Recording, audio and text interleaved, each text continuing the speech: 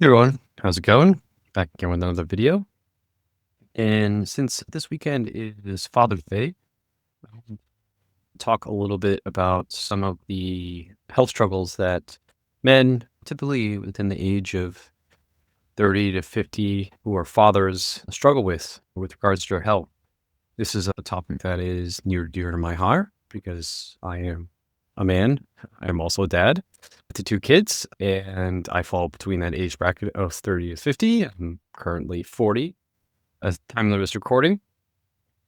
And so I want to chat a little bit about some of the struggles that dads typically find them struggle with regards to their health. And it's not only from my own personal experience being a dad within this age bracket, but many of the clients that I coach are also dads that fall within this same age bracket and have similar struggles as well. So it's not something that just I'm speaking from personal experience. It's something that I work on with a lot of dads and see a lot of common patterns with fathers and I've helped them overcome some of these struggles. So the first struggle that I think that a lot of dads tend to find at this stage of life is time, right?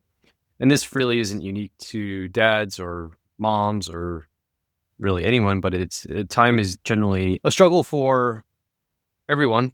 That's probably the number one constraint, number one problem that people have with various health goals is just finding the time to do it. But being a dad comes with its own set of unique challenges when it comes to your time, right? Many dads have a career at this point and are trying to climb that corporate ladder, move up in their career, and take a lot of pride in the work that they do, whether it's a manual labor job or a desk job or anything in between. The career is very important for a lot of people, including myself. And that often means putting in the extra effort when it comes to furthering your career. That may mean extra time at work many times or taking on extra tasks and stuff like that. And that requires a lot of extra time. And then, of course, any good dad wants to be there for their family, right? Be there for their kids, their wife, their spouse, their partner, whoever that may be, their parents.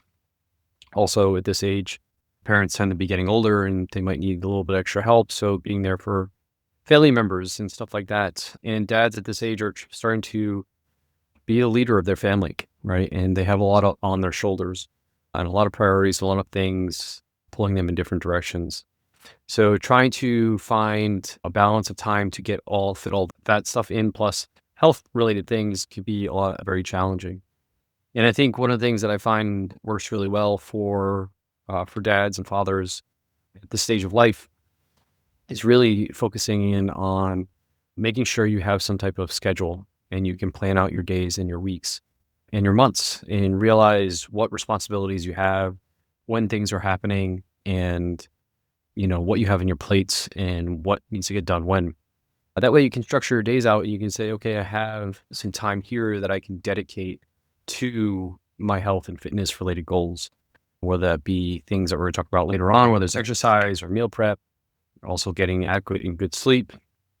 Again, the first thing that tends to go for a lot of people when their time constraint is their sleep. And that's really the wrong thing that tends to happen, that needs to happen at this age.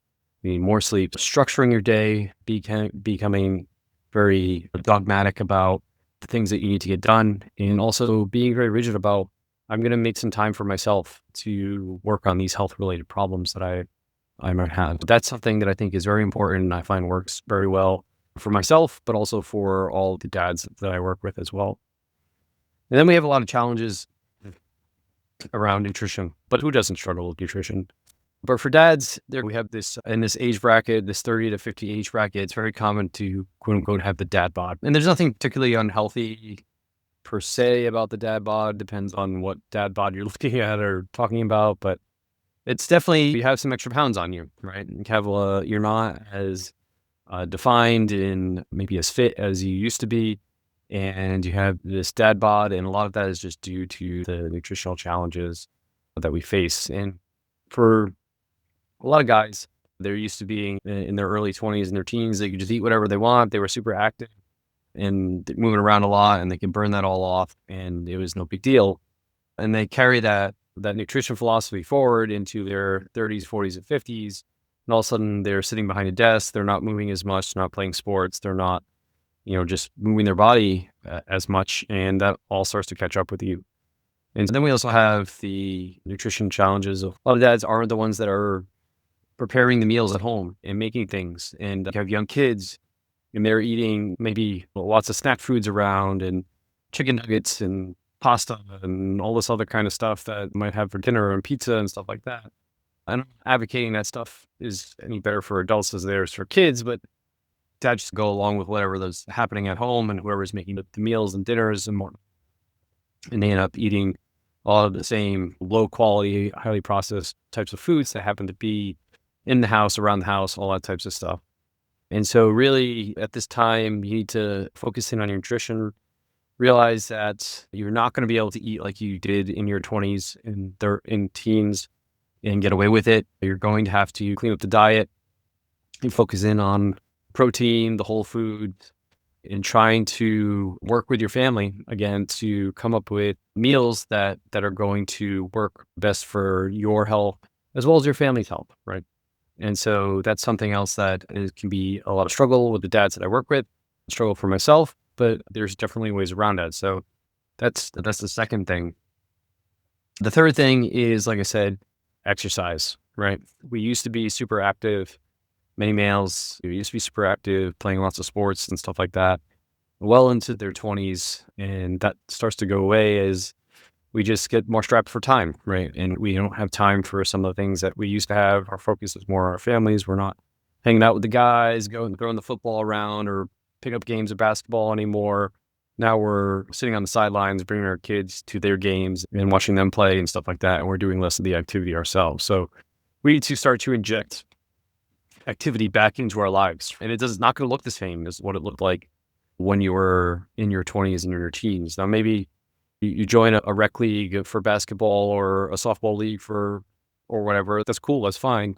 But you're not going to go to the gym and crush yourself like you did in your 20s and your teens because you're not that stage of life, right? You can't sit in the gym for 2 hours and crush yourself and then wake up the next day and go to work. You're going to feel pretty terrible and you're just not going to recover the same as you used to. So we need to find more appropriate ways of exercising. And we also need to find appropriate ways of exercising that are going to work well with your new life demands, your new time constraints, right? So we need these exercises to be as effective as possible. And that's going to look like strength training 2 or 3 times a week, focusing on major whole body movements and getting in some cardio, right? A lot of guys hate cardio. And this is another thing that I see, right? Never really a big fan of cardio, but now it's super important, right? Because a lot of the things that are going to start to, that do start to affect a lot of men later down the road, and this is the next topic I want to talk about, is things like heart health, things like blood sugar regulation, cholesterol, blood pressure, all these things that are very common for men to start to suffer when they get to their 50s and 60s and 70s and stuff like that. That can all be taken care of if you stay active in our exercising, doing that cardiovascular work, working on your heart health, and also making sure that you have an adequate amount of muscle on your body and all that stuff. So the exercise really is important. We need to make sure that we're finding the right way to exercise for the stage of life. We also need to make sure that we are exercising to avoid some of the health challenges that a lot of men find themselves suffering from when we get to our 50s, 60s, and 70s. So that's also important. And this is another important part of making sure that we don't suffer from those things in our 50s, 60s, and 70s is going to the doctor. Yeah, I said it. A lot of men don't go to the doctor. They don't have had good blood work done. They're fine, blah, blah, blah, blah. But obviously, I'm a huge advocate of finding a practitioner that you trust, works well with you and stuff like that, and you feel comfortable with, and at least going to see them once, if not twice a year, just to get routine health screenings, make sure everything's looking okay. Because again, this is the age where things can start to creep up on you if you haven't been paying attention to your health for a long period of time. Even if you have been paying attention to your health for a long period of time, things can creep up out of nowhere. So it's important to get those regular health screenings and making sure that you're going to see a doctor once, if not twice a week, just to get basic health screening to make sure everything's looking good. The other thing I think that we often neglect as men, or more so than maybe our female counterparts, is our mental health. And this is something that I'll be very transparent with. It's something that I struggle with and still do struggle with a lot, right? And I'm not talking about more severe types of mental health with depression and stuff like that. I'm talking about just having someone that you can talk to about the struggles that you have in your life. One of the struggles that I see with a lot of men, including myself, is that you have this lack of social companionship, other guys to talk to and get things off your chest. Or if you do have friends, we have this stigma about opening up to our male friends, right? And so I think a lot of guys have a lack of someone that they can talk to about whatever might be happening in their lives. And so I think in that weighs on them mentally, and it affects the way you show up as a father or a husband and just a coworker, a person in everyday life. And so I've put a lot more focus on this over the past year myself. I've found a therapist that I've been working with and been talking to for almost a year now, and it's made a huge impact in my own mental health. And I'm very grateful to have found someone to talk to. It doesn't have to be a therapist; it could be anyone, but not neglecting your mental health. Like, we all know that, we carry a lot. You might carry around a lot of mental baggage just from life. Everyone does, and having someone there to speak to talk to about it can really just be beneficial. And I think that it's something, especially for men, we really neglect, and should be brought to the forefront. And the last thing I just want to touch on here, in honor of Father's Day and guys in this age bracket, it's something that I think we should all think about as a little bit of motivation to get you to start to make some of these changes. And that's being a role model for your children. One of the things that I fell upon as a health coach, someone who prioritizes their health and is a father, is that without me necessarily having to poke and prod my kids, they have adopted a lot of the healthy habits that I model. And the easiest way to see this is both in the way that they eat and in their willingness to move their body and exercise. We don't do structured exercise for our kids. It's all just play and stuff like that. But I spend a lot of time, not a lot of time, but I spend a fair amount of time in the gym in our home. And I have everything set up downstairs in the basement. And there's a countless number of times that my kids will just come downstairs, and whether I'm working out or my wife's working out or something like that, they'll start to work out. They use the gym, and they don't, again, I'm not instructing them what to do or creating workouts for them or anything like that. They just do it on their own. And even my daughter has written workouts for her and her brother to go downstairs to do without us even being down there working out. My son likes to take his cousins down there and do a little workout together when the cousins are over. And we spend a lot of time being active as family, whether it's bike riding or going for hikes or just being outside and moving our bodies. We find a lot of ways to be active as families. And your kids pick up on all these things, whether it's your nutrition habits, the foods that you eat. If they see you eating a food, they're more likely to actually try and eat that food, right? So if you're eating a piece of steak, your children will be more likely to try and eat that piece of steak. If they see you eating a salad, they'll be more likely to eat a salad. And you don't have to poke or prod them or force it upon them or anything like that. But if you model the health behaviors that you want them to have, they're more likely to pick those up. And the earlier that they pick them up, the better, because those are habits that you want them to develop and have for the rest of their lives. And so we should really think about as a motivation to make changes in ourselves, how this is going to impact our children and our family down the line, for generations down the line. Because if they pick up those habits and they model them for their kids, your grandkids will pick them up and model them as well. So it can be a generational change that you make by changing yourself. And that's something to be proud of. It's certainly something I'm proud of. I hope you find this useful if you're a dad. Really, all these things can apply to really anyone, but I really wanted to focus in on maybe some of the more pertinent struggles for men and dads out there in honor of Father's Day. I've been thinking about throwing out a group coaching type of program for dads, specifically for men in this age bracket. So if you're reading this newsletter or watching this video and you're a dad and you can relate to some of the things that I've said, and you want to make changes and you need some help, I'm tossing around the idea of getting a group of guys together to go ahead and make those changes and help each other out and support each other and get some real change made for not only us as men, but our families as well. And so if you're interested, please reach out. Just leave a comment below or send me a message or reply to an email or however you want to get in touch with me.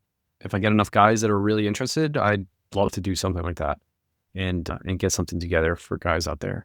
So please reach out. But in any case, if you're interested in keeping up with the content, you want to know how to implement all these changes that I've talked about today, please, the best way to do that, if you're not already signed up, is to sign up for my newsletter. You can go to rjbhealth.coach, click on the newsletter tab at the top and enter your email address and sign up there. If you are, like I said, if you're interested in the group coaching aspect, please reach out to me. I'm happy to discuss that with you a little bit more. But if you want really dedicated one-on-one support, customized plans, fitness programs, nutrition advice, tackling all the topics that we talked about today as a dad, please, I have one-on-one coaching spots open. We can do some one-on-one coaching. I'm always open to that. Best way to do that is, again, to go to my website at rjbhealth.coach, click on the scheduled discovery call button, fill out the form and get back to me, and I'll be happy to discuss that with you. Or you can just leave me a message, send me an email, however you want to get in touch with me. You say, hey, I want to talk a little bit more about one-on-one coaching, and I'm happy to talk a little bit about that as well. So happy Father's Day to all the dads out there, and have a great week, everyone else, and we'll talk to you all soon.